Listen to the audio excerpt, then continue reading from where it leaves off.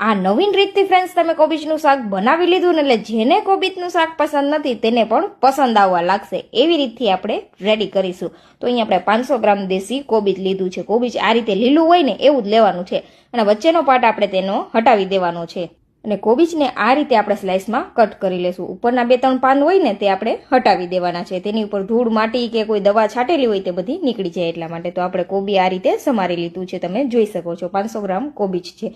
હવે આપણે વઘાર કરવાનો છે શાકનો.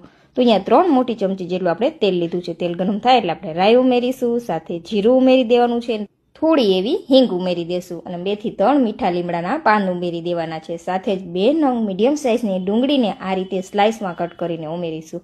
ડુંગળીને આપણે સરસ સાતળવાની છે. ડુંગળી સતળાઈ જાય એટલે 1 ચમચી આપણે ક્રશ કરેલું લસણ ઉમેરીશું અને થોડા એવા મરચાં ઉમેરીશું. મરચાં મોળા છે એટલે આપણે વધારે ઉમેરેલા છે.